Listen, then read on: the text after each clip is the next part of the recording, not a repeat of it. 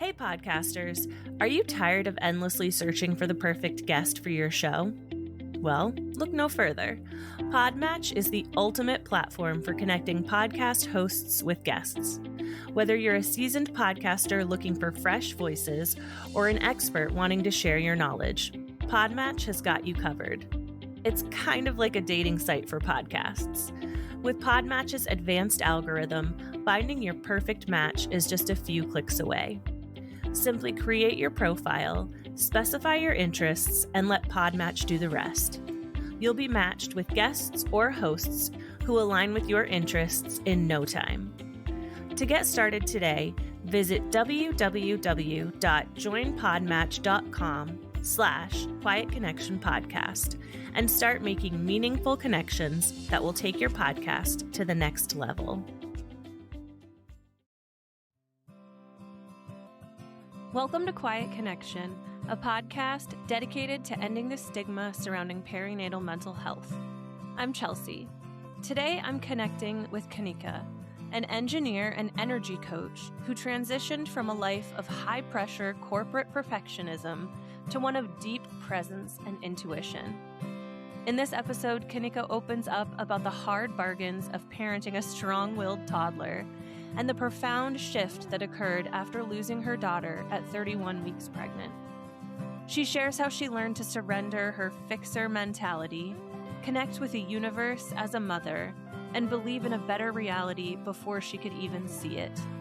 This is a powerful conversation about grief, manifestation, and finding the human being behind the role. Here's Kanika. Today, we are here with Kanika. Kanika, how are you? Doing really well, Chelsea. Thank you for having me on the show. Of course, I'm so glad that we're connecting, and I'm excited to get to know more about you today. So to kind of just roll right into it, get right to the nitty-gritty, I'd love to know, who is Kanika today, and who were you before you started your parenting journey? That is such a lovely question. The Kanika let's talk about the Kanika today. I think she's a lot more present. I would love to say that I've got it all under control and I'm like the perfect mom and the perfect business person, but that's not true. I would say that I'm a present mom. And I try and be there with my kid, and I try and be there in my business. And I balance that.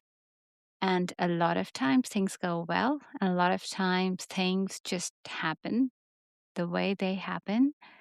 And I don't hold guilt for that. I love that. I think that's something we should all strive for as parents, is letting go of that guilt, right? You show up as you can. Yes, I used to carry massive guilt. Like other parents, they're bringing baked cookies or, beautiful stuff in the school. And I admire them. I love them. And I've just come to accept and go like, okay, this is me. I just buy stuff from the shops and give it there.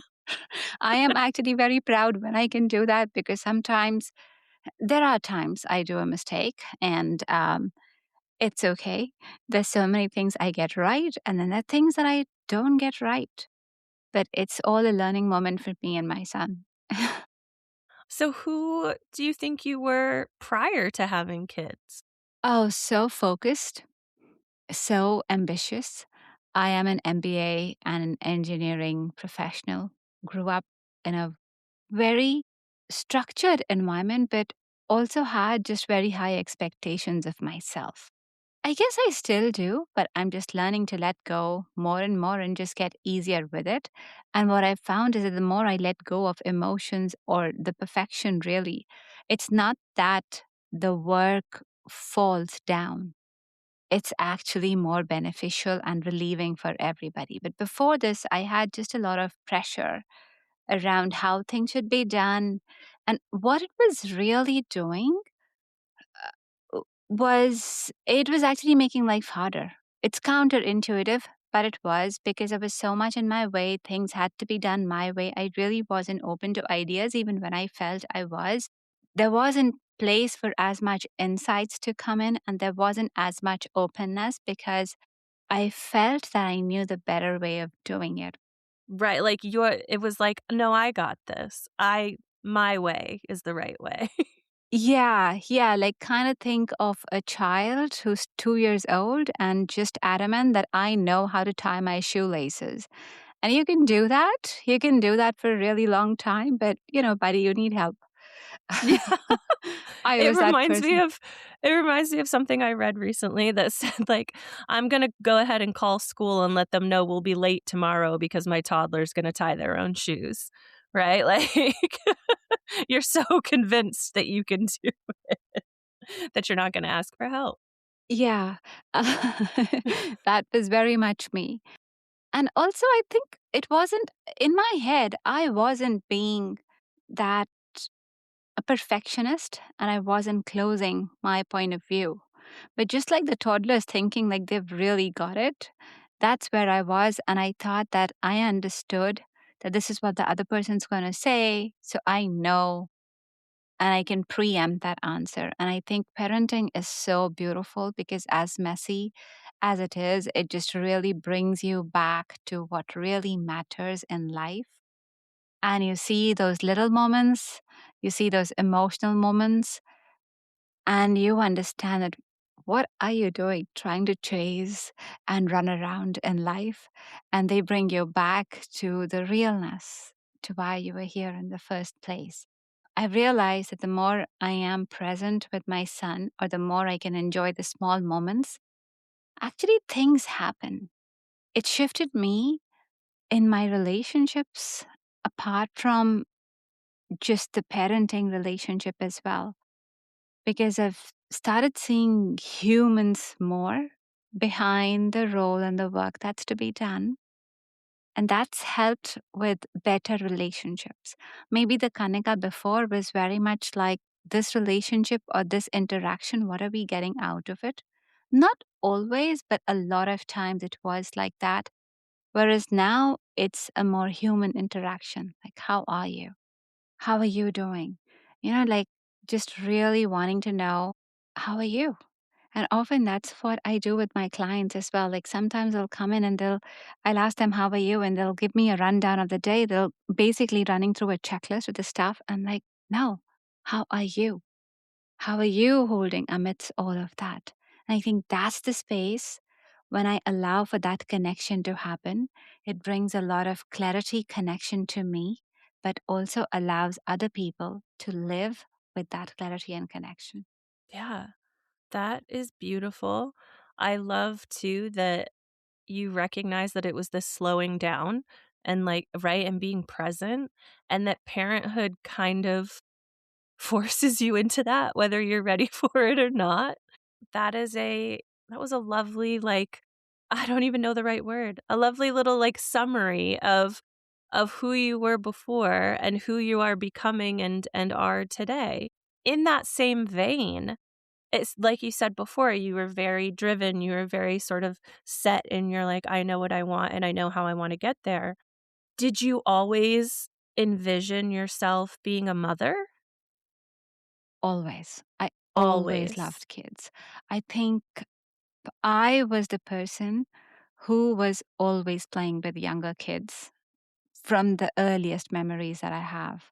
I just loved kids. I loved kids. I loved their naughtiness. And when our son was going to be born, I used to say that, oh, I want a really cheeky kid, somebody who's really happy, somebody who um, I asked for it actually. I said that no, I want somebody who's so full of life and life's just so much fun with him. But I didn't ask for like the most compliant kid. My values are that I love freedom. What that means is that if somebody's telling me don't do this and I realize that, I just cannot take that boundary. It does not matter who is saying that. If I want to cross a line, like I will cross the line. For me, that's been very important, even with my kids as well. My son's born. And so that's been very important as a value. As a parent, it poses a very interesting challenge, though, because when you want to raise your child, bringing them up with freedom, as toddlers, getting them out of a playground or, the everyday negotiations. I got myself hard bargains there. Yeah, I can imagine. And I've really had to learn to honor my own boundaries in the process and explain that. I think there's so much you could learn from just being a parent and doing that better. Like they really teach you life skills the way nothing else can. Yeah, for sure. I have a 3-year-old right now. I have a 3-year-old and a 10-year-old. So we are very much in those testing boundaries phases in two very different and yet very similar ways. So I can definitely that resonates with me in learning to be like, yes, I want you to be assertive. I want you to be free to be who you are, but I also need you to put your shoes on because we need to leave right now. Yes, Like, absolutely. Yeah. Yeah. yeah. And I learned that that was also a matter of my own boundaries and my own worth, right?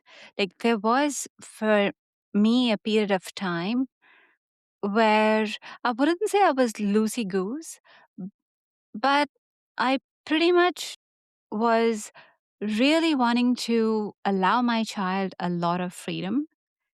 And it was meaning that I had a lot of emotional pressure on me. And so I had to explain. And then they're kids, you're expecting them to do very adult things and understand human emotions and what they're going through and self control themselves. It's is a little bit unfair to expect as well. And then I had to come up with other rules that, okay, if this happens, like if you're not going into shower by a certain amount of time, I've told you so many times. For me, I have never done things such as timeout. I don't like that. Mm, Um, but I've put rules in place like if this doesn't happen, he loves his TV time. And so your TV time reduces and say whatever. But for me, that's the carrot and the stick, and that's the stick I've chosen. Sometimes it's the carrot, and you oscillate between them, you see what works. But I think it's more also understanding that no, this is my boundary. Like, really, this does not work. And also then teaching them that, hey, this is not how you actually treat another woman, another human. And they need to have this, like, as much as we're giving you your freedom, it does not mean walking over the other person. yeah, for sure. And it reminds me a lot of just natural consequences, right? Like if you're not doing what you're supposed like what we need to do in this time frame, then you're naturally not going to have time to do the fun things that you want to do afterwards because there's not as much as we wish there were more than 24 hours in a day, there just are not. So, yeah, that for sure, that totally resonates. If you're not gonna take a shower, there's not gonna be time for TV.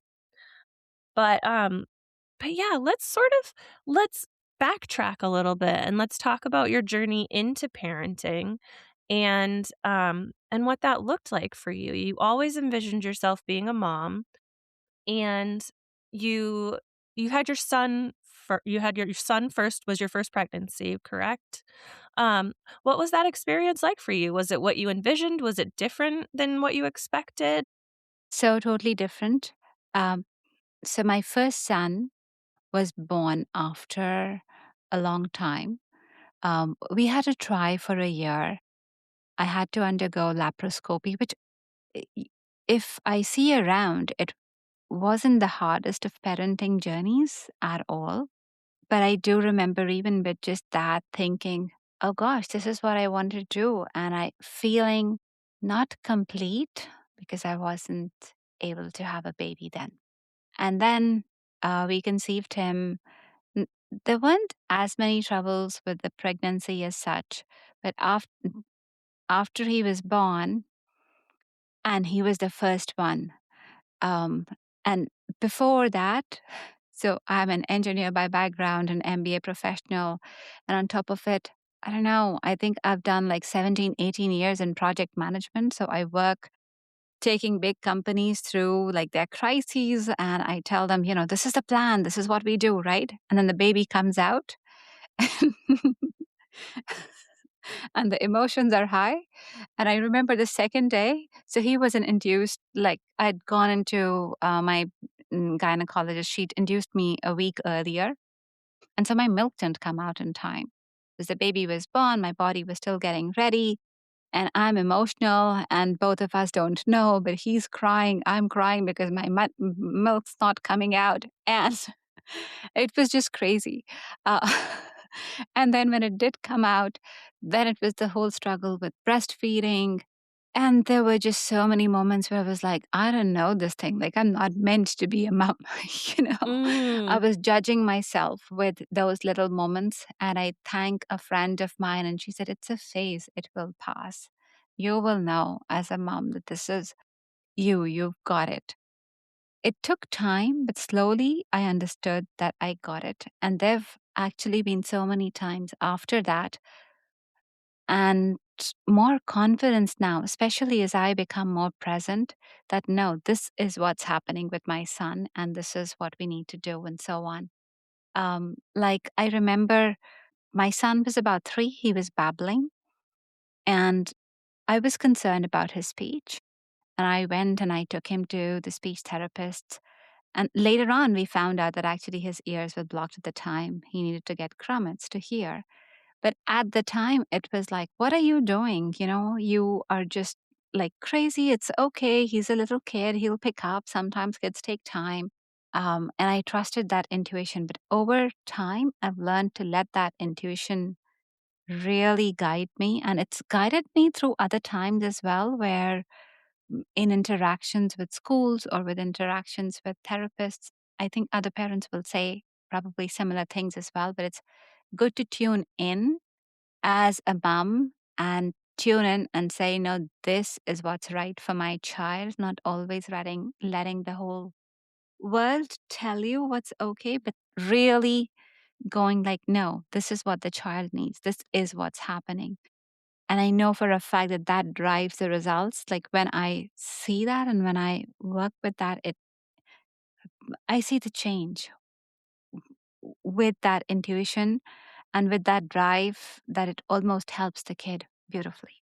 And it demonstrates a shift too, like you said, in your thinking, especially going from someone who's the problem solver, who goes into these crazy situations and it's like, no, no, no, no, we've got this. This is what we're going to do. This is the plan. And then to enter motherhood. And I think so many people can relate to this and be like, what is the plan again? Like, what exactly is happening? This Yeah. is not what I thought it was going to be. And so that evolution of instead like leaning into intuition, leaning into being present, leaning into taking cues from your child, right? And like, Yes. yeah, Yeah. Like I remember a time, so my son was 3 when he had his grommet surgery.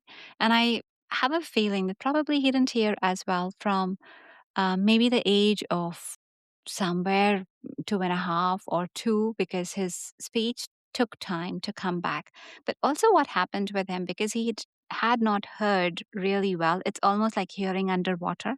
So when he mm-hmm. got the grommets and suddenly he was hearing, for him, the pitch was much higher. So we sent him to a normal daycare at the time in Australia.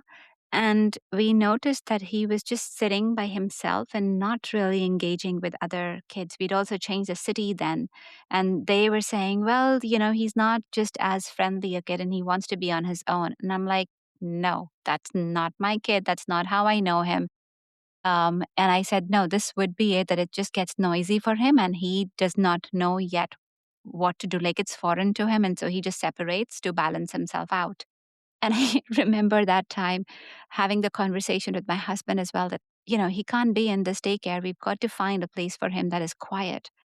And so my family is going, well, where in the world would you get a daycare that is quiet? I'm like, I just need one spot for one child. Wherever it is, I will find it, but he is not going here. Did you find a place for him to go? Yes, I found a beautiful Montessori school. He flourished, beautiful Montessori preschool, and he flourished there. It was quiet, it was nice, it was exactly what he needed, and it was also much closer to school. And this is all where you think, oh, daycares, they have a wait list and how is he going to get it and so on. But I think my resolution intention was just so strong. And I was conversing with the universe so much like, this is what I want. And, instead of you thinking that, oh, I won't get a spot, I was like, one spot, one child, that's all I'm seeking in the whole, in all of these places. That's all that I need. Surely there would be one place somewhere. Yeah. You were Um, manifesting it. and I did. I manifested. We got the exact dates that we needed. It was even closer to our house than the previous daycare where we were trying to send him. And my son had a fabulous year there.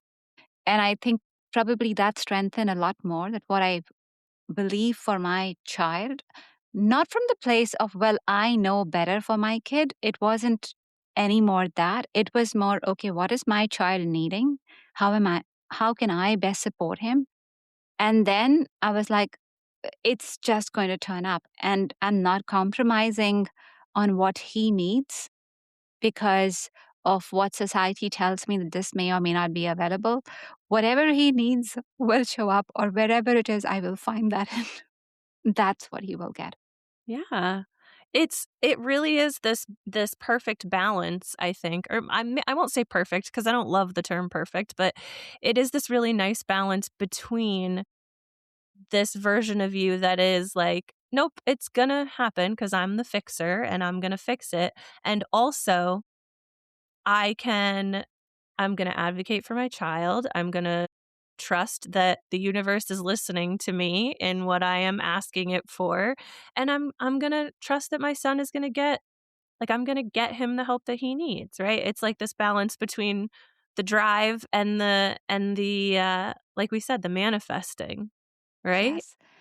I think maybe we should add in here as well that when my son was 2, because, when we look at it, it seemed as if I got it. Like suddenly my son was born and I, flicked a switch and things just happened. It wasn't that. When my son was 2, that's when I conceived my daughter. And I also lost her when she was 31 weeks old.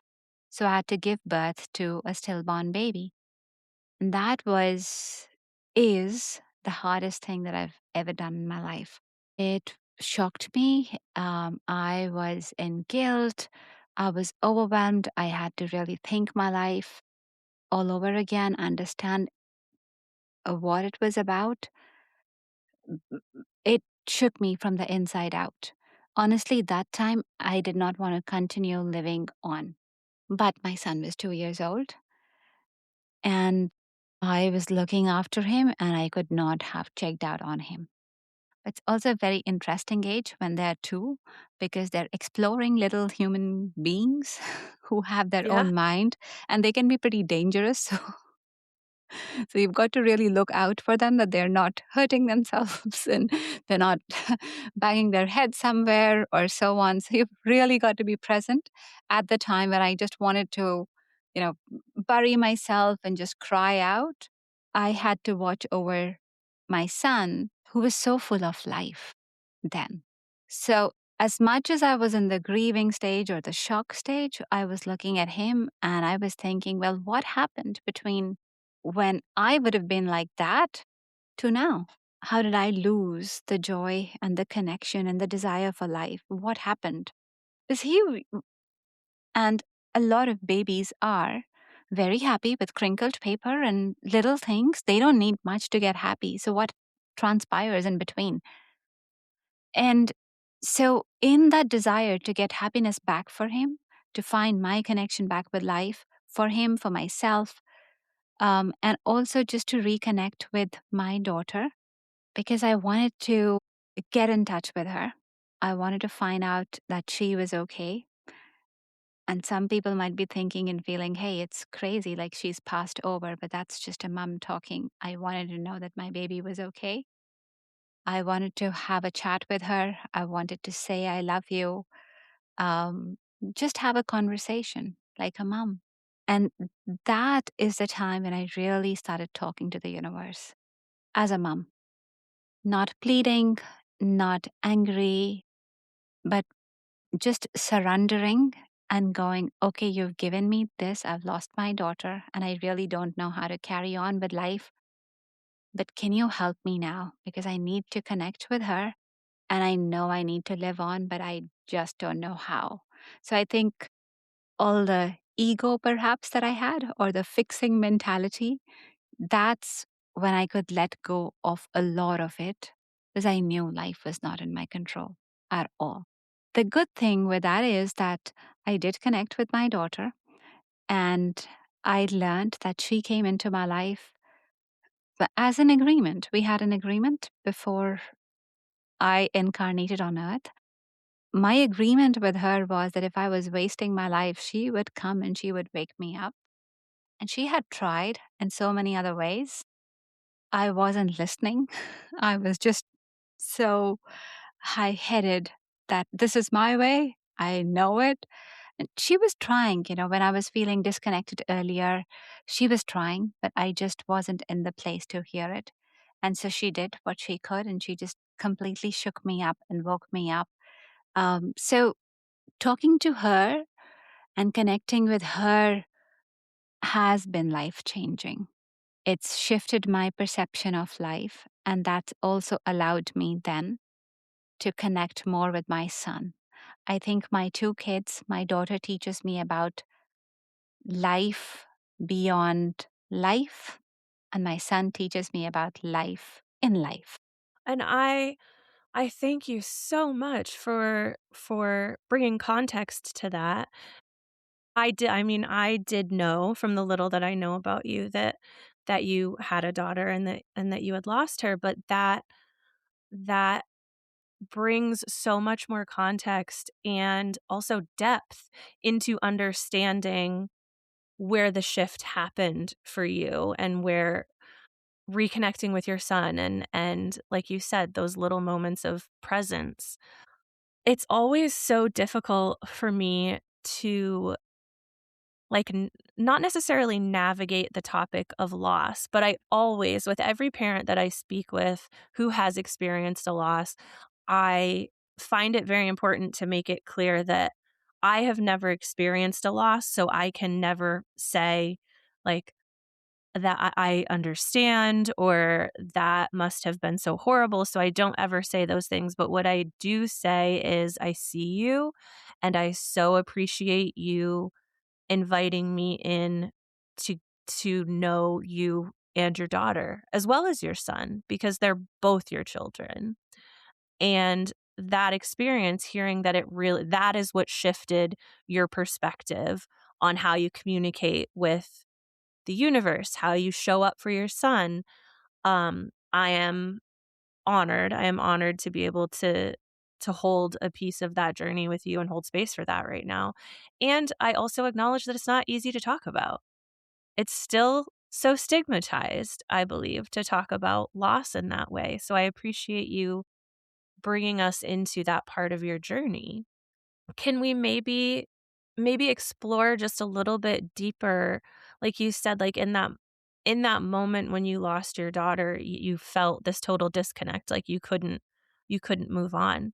In what ways did you look to connect with her, and how were you able to receive those messages from her? How were you able to connect with her?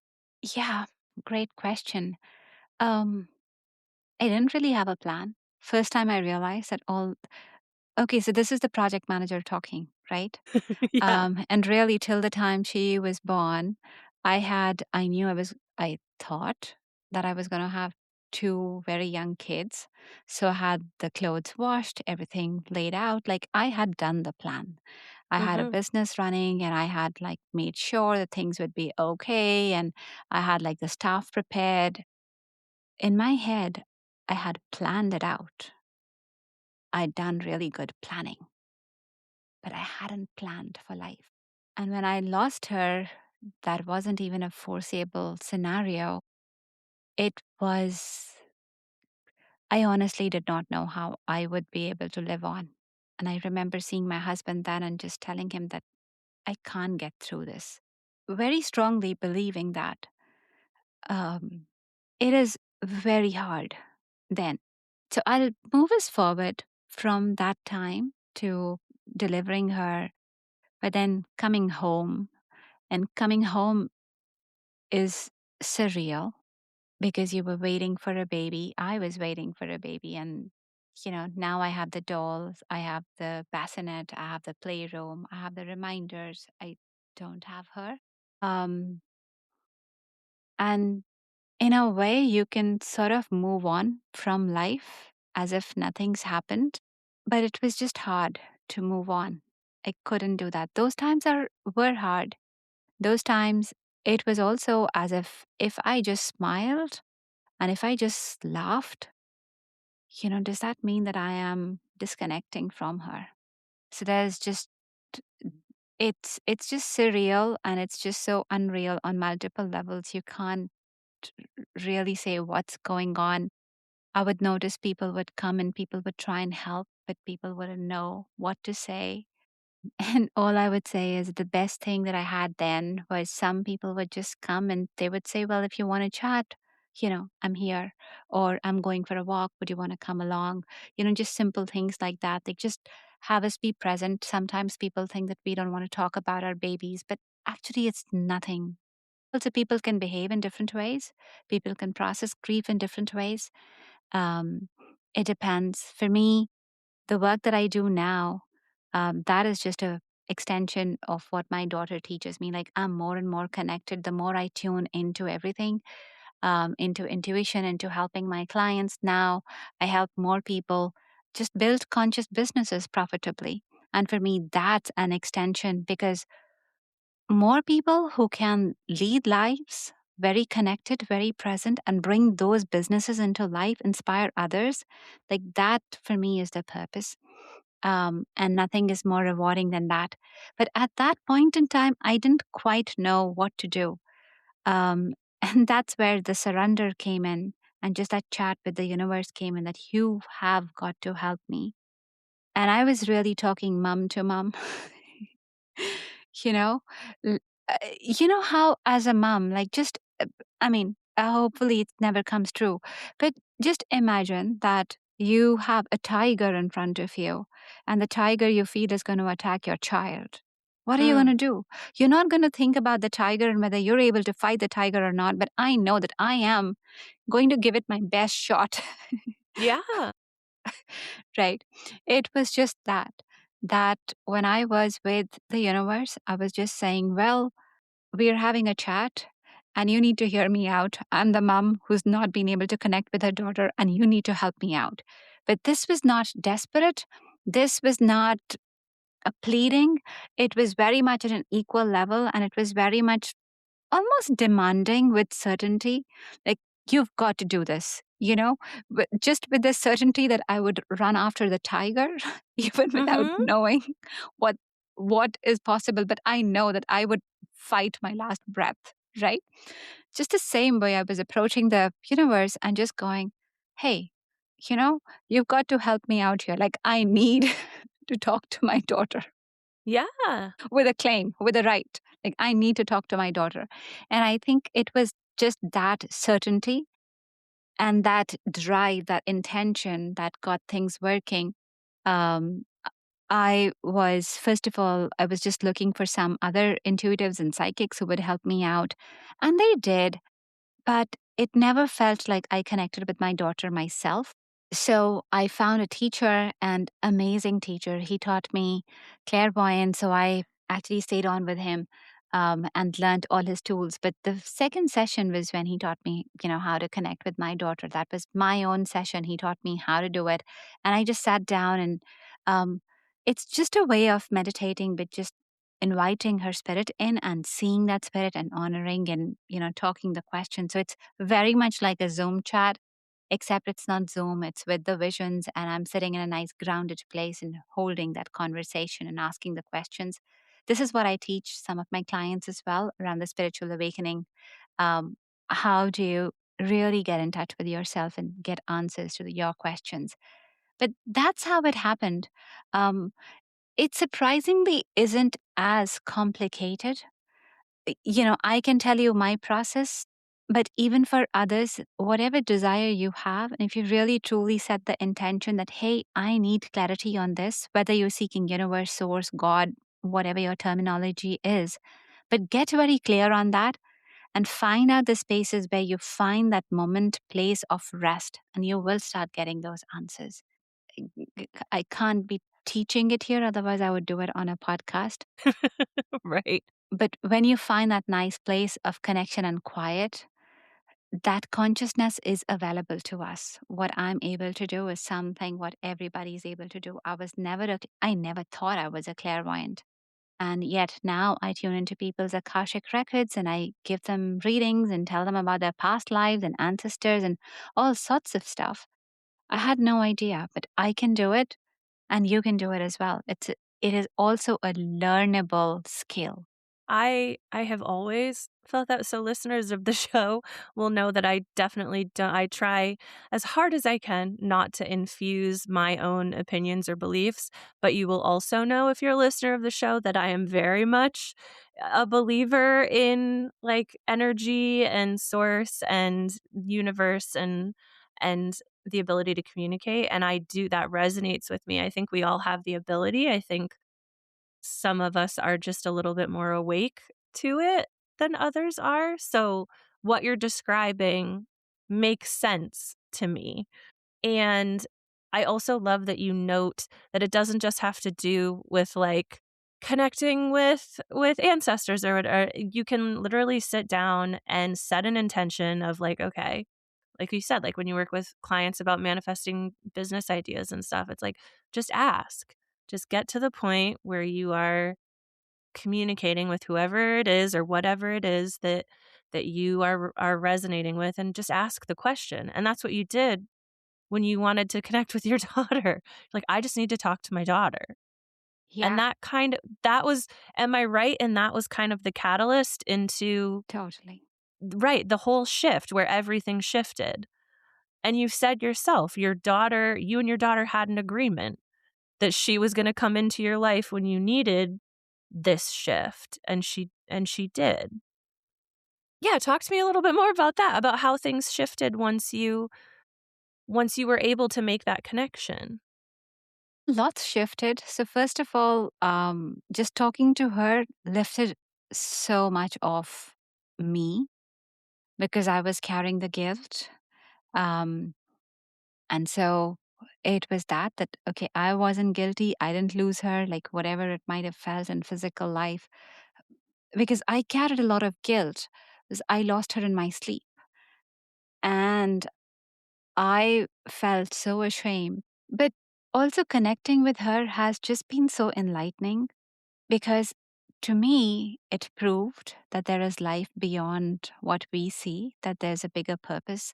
Now I feel that we all are just like tiny human beings, like an ant and an elephant. Like the ants are really, really tiny. And I feel this is how humans are. We think that we are the doers, we do this and so on. And yet in this big, vast universe, and even elephant is probably smaller compared to the size of the universe.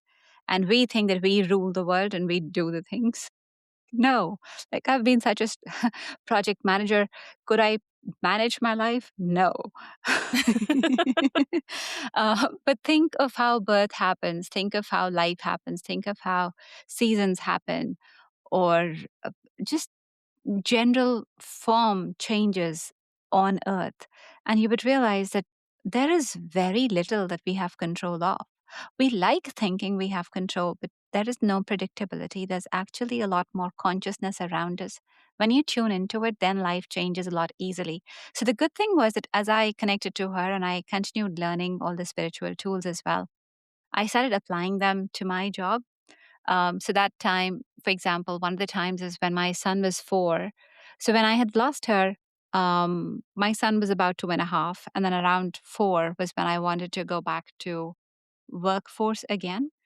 And I also wanted a job then that would be just really flexible. I would be able to pick my son, drop my son, be with him when he is sick, the dream job. And I would have a job where my boss would really love me, the team would really be nice, and the package would be great. all those amazing things. And I just did the spiritual tools and I actually got a job like that without even me applying for the job. Like I had a friend, I just reached out to him. It was miracles of miracles. And I thought he was in another city. I was just saying hi after a long time. And he's like, oh, I fly out and I work in this company sometimes. And this company, it was actually based in the city where I was. So that was the first miracle because I had not reached out to him for a job. Um, and then he said, but they're also looking for people. And he and I knew each other from a background, but we didn't quite exactly 100% know like the work that we did. So he said, do you want to shoot me your CV and I'll see if I can pass it along? But what are the odds that my CV is the exact match for the position that they're looking for? That's how my CV was done. Then I had the interview and then everything went well. And I had the best boss and the best team ever. Really good, like in terms of everything that I'd wanted, everything checked out. So that was like the realization, that, oh, things are happening and maybe they can happen at bigger scales as well. I kept doing the tools and things kept working for me. Like I manifested bigger jobs, better jobs in the same company. I got promoted. I got called and promoted, offered other things. So, and this is a new industry. Like I'd never been in mining before. So it was a completely new industry for me where things were happening. So it was like, this is really cool. And as I kept doing this, I started getting the visions that I should start sharing my work and I should take people on a healing journey or take people on an empowerment journey. And I resisted it for a really long time. Yeah. I thought maybe it was one of those um, phases, it will fade away. So I even played with just doing weekend classes and they worked out well. And I was like, okay, I'm doing that thing. This is not what I'm really supposed to go into. But I just got the messages loud and clear. And then that's how I stepped into it. But boy, it's been a journey. And since I've done that, I also, so here's the fun thing about a conscious business growth as well that I learned. So I have a corporate experience of decades, 16, 18 years. But running a corporate business is very different to running a conscious business or a heart led business. Very different. Different things because in a another business, let's say whatever product or service you have, it is sort of outside you. You're getting more attention. You're thinking about marketing, promoting that product. When you are the heart led business owner, you're actually promoting yourself. It means you're really talking about your own self worth, that I am worthy of this. So it really takes a big shift, internal shift in terms of, well, this is what I can do for you. It is you speaking your truth and then claiming that truth and telling other people that, hey, this is what I can do for you. Um, Feeling powerful about that before those results come in. Like, yes, now I have a good history with clients and I can bring other testimonials. But the first time when you come out and say it, you're like, gosh, can I do that? Like, same people? Is this me? But it's like when you're bringing up the child, right? Like, I don't Hmm. know how to breastfeed, but did we manage it? I think so. Yeah. It's those things. You have to believe it before you see it. And I think my life is preparing me for that you believe it before you see it. And then the seeing happens. It comes to reality. So the takeaway that I would give to everybody, we were talking about clarity and intention. This is the biggest thing I see with business owners n- or people in general. Whatever you want, get crystal clear about it. And I don't just mean a vision board. I don't just mean putting the pictures out there and saying, this is what I want. That's a wish.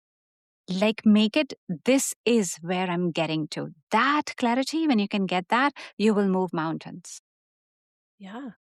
Like, I'm becoming Yeah. that person. Yeah. And I think that two things that I want to note. I think that that message in particular, yes, it works for, like you said, like a heart led corporation and a business and business intentions, but it also speaks to parenthood in general as well, and especially when you're becoming a brand new parent, and like you were saying, um, with your son, like, "I don't know what I'm doing." Knowing it doesn't mean that things are gonna be perfect, and it doesn't mean that it's gonna look exactly like what you said, like, you make the vision board and it's a wish, but if you it's the believing before seeing, like you said.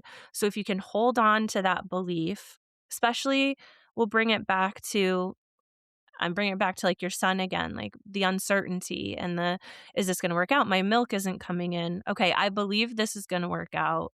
I just have to hold on, and it is Yeah. gonna work out." Yeah. And holding that, even when it does not seem possible. Like, I remember a conversation where somebody's supposedly an expert and they're talking to me about my child and saying, well, he's sort of never going to catch up with his studies and things, like he's going to be behind because of whatever they felt medically. And I looked at the person in the face and I said, no, that's never going to happen. And she said, why? I said, well, I know because I'm his mother. It makes no sense. But I was dead serious. Like, I know because I'm his mother, and this is just not going to happen. And it wasn't ego about me being the mother. It was just that that is not a reality that I accept for my child. That is not going to happen. Like, you can say that, fine, but we're going to work so that this is not his reality. And holding on to that belief, like really strongly, and saying, this is it. Like, I'm not accepting anything else. Yeah. Well, and speaking to, like, I think a lot of parents who hear those words, like, "Your child's never going to do this," or "Your child's always gonna be behind on that," I think there's this part of us as mothers that say, like, well, then we're gonna do whatever we're gonna get to his capabilities. We are going to fulfill, right? Like, whatever he is capable of, we're gonna get there, and we're gonna celebrate it, and he's gonna thrive because he's my kid, and I'm gonna fight for him. And then even beyond that too, with the believing before seeing, which is such a powerful thing that stuck out to me that you said, when you were in the depths of this really, really dark place after losing your daughter and you genuinely believed you could not go on, there came a point where you did have to believe before you saw, and it wasn't a quick thing. It wasn't a everything's rainbows and sunshine and I love life now and and there's a silver lining to everything, but it was there is another side. And I think for parents who are experiencing any sort of challenge, like perinatal mental health disorders or child loss or birth trauma or just really challenging parenting, because parenting is not easy. Knowing that the present moment that you're in right now, I can tell you, I believed fully I would never be happy again, right? I would never feel normal again. And I had someone say to me, "You don't have hope right now, so I'm gonna hold on to it for you until it comes back to you." So beautiful. But it's that same mentality, right? Like, we're gonna believe it for you until you can see it. Mhm. And I think that's a really important message for parents and people in general to hear, that this present thing that you're in, nothing is permanent, right? Joy is not permanent. Grief maybe grief has varying degrees, but, like, the moment that you're in right now is not the rest of your life. Mhm. And Yes. it sounds like the moment that or not the moment, but the process in which you decided, like, "Yeah, I'm gonna lean into this, and I believe this, and then I'll see, and so will you." That totally shifted. Like, when we talk about the Kanika before and the Kanika now, it's it's more of a, like, trusting the process kind of thing. Does that resonate? Oh, yes, totally. Yeah. Yeah. So, I'm gonna shift us a little bit just because I wanna talk about present day, and you've done that beautifully a little bit, but all of these experiences that you went through, which are some of them are vastly relatable, like, I can definitely relate to the toddler years, right? And I can relate to the strong-willed and the wanting to raise children who have their own voice and stuff. And some of them will resonate with a smaller group of people, which isn't that small, but like parents who have experienced loss. So different pieces of your story resonate for different reasons. But let's talk about how that journey led you to what you're doing today. What you're doing today is you're doing, right, this whole different type of coaching, business coaching, and talk to me about how that evolved. Yeah, so as I started getting into coaching, like it just became stronger and stronger. And there were just so many coincidences that was what I had to do. And initially, I started, and I still do work with parents sometimes. Um, I have clients who come up for that. But I also found that I'll start working with them, but because they're getting the tools, then uh, f- they're finding the peace, they're finding the clarity, and they're then really tapping into their deeper purpose. And then the clients were like, well, now I've got this purpose and I want to share this with the world. And what do I do? And I went, okay, all right. So now let's get you onto your business. And it was pretty much following the path because what I had done wasn't wasn't following a particular path. I was following what my higher self said. And this is what I do for my clients as well. You see, if we all had to take just one path, then there's so many experts out there. There are people who teach you how to be great on YouTube or Instagram or so on. Like, there's just so many experts, so many books, so many courses. But the reason why it might not work for you is because your soul's journey might not be really aligned to that one. So it's not the right fit for you. So when I started working with my clients, I would look at what is their higher self wanting? What is their higher purpose like? What is their offer like? Who is their ideal client? What places should they go out? How should they promote themselves? And we started working on that. And that's how my clients just started making or getting clients and having profitable businesses really quickly. So now um, I have a program called Business Expansion Accelerator, and I show people how to have a profitable business from the starting of an idea and have it profitable and running in 8 weeks. Really. Like, it just takes them 4 weeks and they'll start attracting the clients. And I'm not asking you to do like all the crazy reels or so on. It's really you do you, the way you want to express yourself. That's okay. But we finalize your offer, we bring that into the world. And so I help them shift the energy of themselves so that they are more attractive. Remember how I was saying that, I manifested my jobs and I manifested my promotion. Partly what was happening was I was just cleaning my energy and I was becoming a lot more magnetic to people around me. And this is why I noticed with my clients as well that earlier they might find it very hard to even fill a low ticket membership because people are not buying it. And then they'll go out in the groceries or they'll get a haircut and they just talk about what they do and people lean in and people are like, hey, can you have my phone number? Because I really want to have a call with you and we should discuss this further. Because the energy is so cleaned and the message is so clear that clients actually lean in. So that's what I love doing with my clients now. And I love it because it is such a ripple effect. If we can have more people like this who are living that present embodied life, it is such an inspiration to everybody around and such a transformation for the whole world. Yeah, I completely agree, and I am super intrigued. This is very much my vibe. Like I said earlier, I am very much into energy and what connects us, and I've loved being able to, like I said, we've only been chatting for a little while and I'm only getting to know you for a small piece, but being able to hold space and learn about this journey and these, I know there's so much more and it's so complex, but from what I've been able to gain and to witness, it really is beautiful to hear you talk about not only like the journey of you as a whole, as a person, as a mother, as a business owner, and how they all connect to each other to sort of bring you I don't want to say the life that you imagined, because I'm sure there are certain parts of your life that you did not imagine Oh, this but I way. think all of this has been such a blessing. I honestly think that. Yeah. I don't wish it on anyone, but I look at my life before and after my daughter, and I love the Kanika that I am now. I love what I can bring to the world now. That is, my word is beautiful.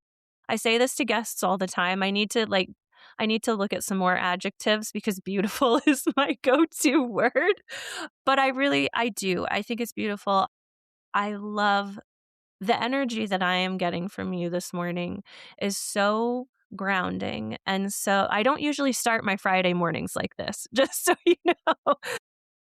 It's usually a lot more chaos, and going on this journey with you has been so grounding and so um I'm so honored that you Thank have you. shared this journey or part of this journey with me. Before I wrap us up and before I bring us back home with my final question, all of this will be linked in the show notes. But if my listeners want to learn more about you and working with you, where's the best place for them to look?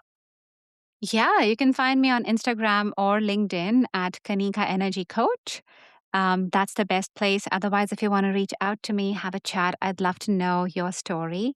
I can be reached at Art of Life Center, Art of Life, LIFE Center, CENTER, artoflifecenter.com/call. That's where you can book some time with me as well. I love it. And again, listeners, please check the show notes. That's where all of this good information is. So, I'm doing something different this season than I have in seasons past. And maybe this will resonate with you, because it all kind of has to do with the universe and connecting us and how we're all connected. But I'm kind of hearkening us back to before the days where we were all instantly reachable, where you had to call somebody and leave a message if they weren't there. So you have called in to Quiet Connection today.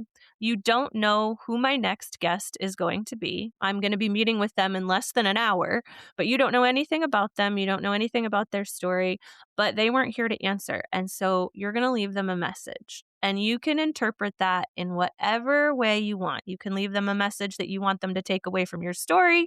You can leave them a message about life in general, whatever you feel called to leave for my next guest. The fun part for me is that I'm going to check back in with you guys later, because you're going to have to listen to the episode before yours to get your message and see if it resonated with you. But for now, what message would you like to leave for my next guest on Quiet Connection? Go have fun, be yourself. Yeah? Yeah, just be yourself. I think it sounds so simple, right? Be yourself. And yet we are always putting on masks. So the invitation is just go out, have fun, and just be you. Like, do you, enjoy you, be you. Mm, I think I needed to hear that message too. So, so I'm going to claim that for me too, but it's also Yes, for it's the meant next for guest. the listener. It's Yes. meant for the next person. Yes. Yeah. Well, again, I want to thank you so, so much for your vulnerability, for your honesty, and for sharing space with me today. I really appreciate it. Thanks a lot, Chelsea. It's been so much fun. I'm honored. Thank you so much, Kanika, for sharing your story with me. Your journey reminds me that even in our darkest moments, the present is not our permanent destination. To learn more about Kanika's work, find her at Kanika Energy Coach on Instagram or visit artoflifecenter.com. If you enjoyed this episode, please share it with someone who may need to hear it. And feel free to follow us on social media at Quiet Connection Podcast to stay connected with our community. We also love hearing from you. If you'd like to share your own parenting journey or have feedback for us, please reach out at chelsea@quietconnectionpodcast.com. Until next time, when another story is told and you realize you are not alone, I see you.